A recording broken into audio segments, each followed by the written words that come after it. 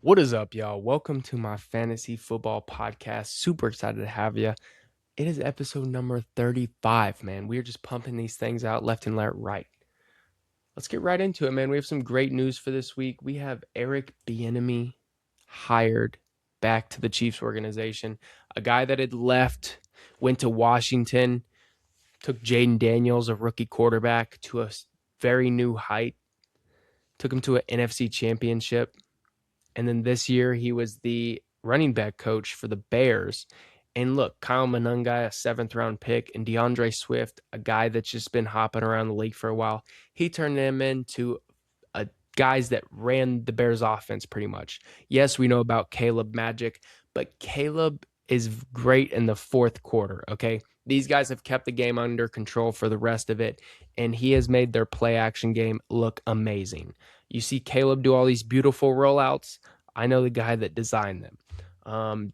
Don't get me wrong, Ben Johnson, great guy, knows offensive well, knows run games amazing, but you can't doubt the fact that this guy who gave Patrick Mahomes a 5,000-yard season and 50 touchdowns is going to be bad for that organization. Let's stop beating that horse there. We also brought in a new wide receiver coach, a guy that had been in with the Patriots for about 10 years. And he was with the Chiefs a while ago, but it was just as assistant team special teams coach. So he's been in Kansas City before. That was 20 years ago. All right, but he's been with the Dolphins, and he was with the Cleveland Browns for a while. I know he's ready for a great spot now. I mean, if you were with the Patriots when they had Wes Welker, Randy Moss, Julian Edelman, and Gronkowski, you must have been doing something right. This guy's got a couple rings in his closet. I know that's for sure. He knows how to win. He's on a team with a culture that knows how to win. And I think that's what Andy's going back to. We're not bringing in these young cats who are kind of just from the coaching tree and inexperience. He wants guys that can win. So looks like he's known for a couple things, 3-time Super Bowl champion. And um, even though the Cleveland Browns may not have the best passing game in the last 5 years, they haven't had a quarterback. So give him Patrick Mahomes, and he might have some magic there. Huge news over here on this side. Right after the Bills lose, they fire Sean McDermott. Big news because if you were paying attention, this is not something that's been new. This is something that's been in the air that if the Bills lose, I think they're just going to fire Sean McDermott. And, you could blame it on the defense all you want, but it sounds what's going on here with this is that Pagula, the owner, is saying that the coaching staff was pushing Brandon Beane to draft Keon Coleman. So now they're putting all the blame on losing the season on Sean McDermott and Keon Coleman. Okay, so past that, if you look at how Brandon Beane, who, remind you, the NFL is always on film, there's cameras everywhere. He said that he's glad that he did that. And it'll be helpful for them to get him. And he said, when I went to bed that night, I was like, it's Keon unless someone just blows us away. Yeah, it sounds like Pagula has no clue what he's talking about. Pagula sounds like he's just trying to feed some Bills Mafia fantasy. Enough on that because I could really just go on this all day. That's pretty sad that this is the decision by the owner. Good luck to the Bills, who lost to the Broncos. Poor Bo Nix. I don't want to see you out with a broken ankle, buddy. But if you could have asked a Chiefs fan to write a script for the playoffs, I don't think they would have even got this greedy. I think they probably would have had the Bills lose the game before. I don't think they would have done this whole scenario here. And this is where the NFL scriptwriters are very good, guys. You got to pay attention to this because, I mean, Josh Allen goes in there and just tries to go full beast mode and just loses the ball all game. If you watch this football game, it was like a bad offensive game. He has 2 interceptions. I'm pretty sure he had, was it 2 fumbles? I know he for sure had 1 fumble. That was the most cartoonish thing I've ever seen. where he throws it behind him because he's running with it with one arm.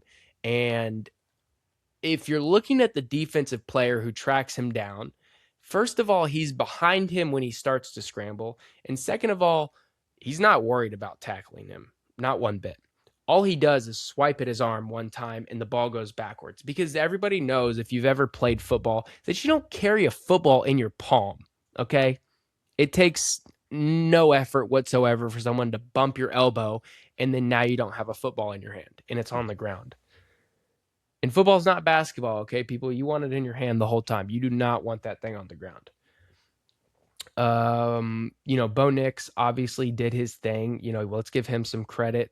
Almost 300 passing yards, 3 touchdowns, 1 interception.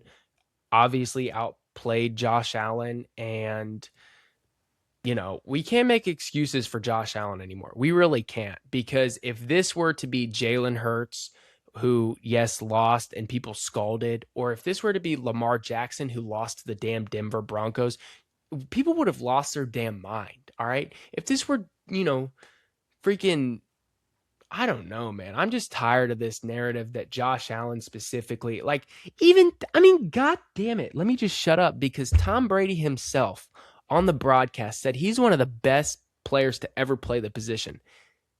Fuck, how does that make sense, man? This guy can't win jack. He can't get past the Denver Broncos, who almost lost to the Chiefs and the Raiders 4 weeks ago. So, come on. We knew this would happen because the Bills have been being mid all season. They're 12-5, okay? They're not the Broncos were 14-3. They were very good coming out of the AFC. They're the number 1 seed. I'm not saying they're bad, but if you're the Bills, this was your one shot, buddy, and now you're done. Whoever the Bills hire as their new head coach has a very tough job, because if they don't win a Super Bowl in, let's say, their first 2 years, they're fired. And that's an awful position. Nobody wants to be in that position. Nobody wants to have their job on the line like that, unless it's Belichick. Let's recap the other games too. We also had the Bears-Rams, which was probably my favorite game of the weekend. This one was amazing because of what happened at the end, okay? Probably one of the best quarterback plays we've ever seen. Caleb Williams rolls 20 yards behind him, tosses it downfield. Komet's still fighting for the ball, waiting for it, trusts his guy, and look, that's how they make it happen, okay? Caleb Williams, though, he hasn't thrown interceptions all season. And then he throws 3 in this game. And then 1 in overtime, when all you had to do was get to a field goal. Their defense pitched a 3 and out. And if you remember at the end of the game, Ben Johnson calls a field goal because he trusts his defense in overtime. He didn't trust his offensive short game, and he said, hey, we're going to have to kick this field goal because we need to go to overtime and win with our defense. And he got that opportunity, and Caleb sold it. So, good on Ben Johnson. I think that he knows what he's doing, but I think Caleb really needs to, he did great this year. He really did. He impressed everyone, but he needs to step up in that, situation where, hey, man, you gotta have it earlier in the game, okay? Not trying to fight at the end, man. He is just fighting so hard in every game at the end. Buddy, if you just came out the game doing your little magic, you'd be all right through and through. I could promise you that. That's why they call it Mahomes magic, because he does it from the first play to the end. But going 23 for 42 is not a great way to end your season. I can promise you that. Because on the other side, you have a guy that, even though went 20 and 40, he had no interceptions and let his run game do their work. Kyron Williams, 2 touchdowns. Look at him go. 87 yards, averaging 4 a carry. Texans Patriots, this was a awful game to watch. If you like defense, this was a great one, but it was just bad. quite honestly. All the special teams, all the, CJ Stroud just giving the ball out. That guy needs help. I mean, you could say all you want about CJ Stroud,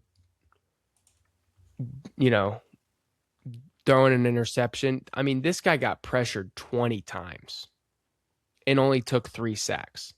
Drake May got pressured 8 times and took 5 sacks. So CJ Stroud got pressured almost 3 times that. Now, granted, he was giving it up, and he threw it 47 times. But he didn't have a run game either. His guys were Woody Marks averaged 1.2 yards a carry on 14 carries. That's awful. Can't help. You can't do anything if your running back is only giving you 17 yards.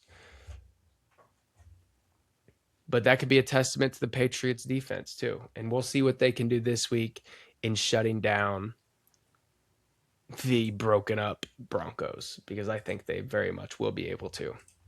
Now, talking about shutting down, these guys didn't even come in with a chance.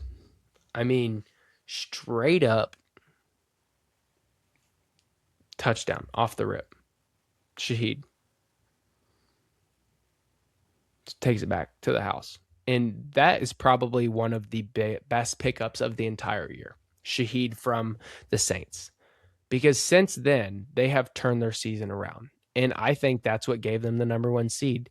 Because if you guys remember in the Rams game, they did not have it under control. They were losing pretty damn bad. And it took Shaheed's touchdown, 2 huge runs, and a very good defensive stop to turn them back into the game.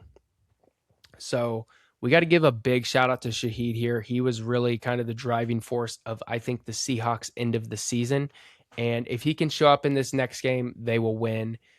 Obviously, they were able to score 41 points here, but I think it was just because it was demoralizing from the beginning. And the 49ers never got any footing. Obviously, Purdy going 15 for 27 and then getting taken out at the end was not good. Let's hop into our freaking games for this week, man. I have some great predictions as well. We're going to be picking against the spread on both of these. And I think Vegas has done a certainly good job at making sure these are correct.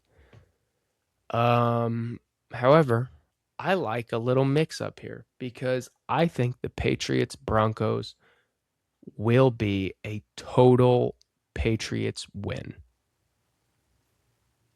I don't care what they did last week. I don't care what's going on with their run game, because the Patriots were able to shut down the Houston run game, and they forced so much havoc on CJ Stroud. I can only imagine what a guy that hasn't taken an NFL snap in 2 years is going to see when he sees this defense. I mean, granted, this guy's been on the Patriots, yada, yada, yada. It doesn't matter. That means that he's a bad quarterback, because the Patriots have never had a good backup quarterback. I just don't know what's going on here. Obviously, Bo Nix, this is sickening. I hope he recovers just like Patrick does. Very quick, very healthy. And Patriots, they're going to probably be back in another damn Super Bowl. And it's just going to be one of those things where they look back and they're like, oh, the Patriots and the Chiefs haven't been in the Super Bowl or the AFC Championship since 2005? Since 2011, the AFC Championships has had one or the other in them. That's pretty cool. So Drake May, Patrick Mahomes, and Tom Brady. I guess you got to throw Drake May in there because of that. That's pretty cool. Pretty freaking cool, man. But we're taking the Patriots here, and we're going to take them at that -5.5. I think they clear that for sure, but it's going to be a tough one, man. I think it'll be a low-scoring game, though. I don't know if the Patriots – I think the Broncos defense is just going to be riled up, especially at home, and they're going to want to force some big plays here. This is our special teams coordinator. Make sure everybody shouts out to Axel here. This is my cat, who loves to hang out with me while I do everything. So here we have the Rams and the Seahawks. Okay. I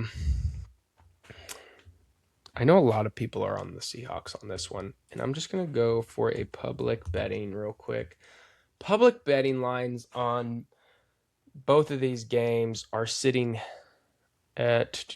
we are sitting heavy money on Patriots and very heavy on Seahawks money line, but very even on the spread. So that means I do still like the Rams spread.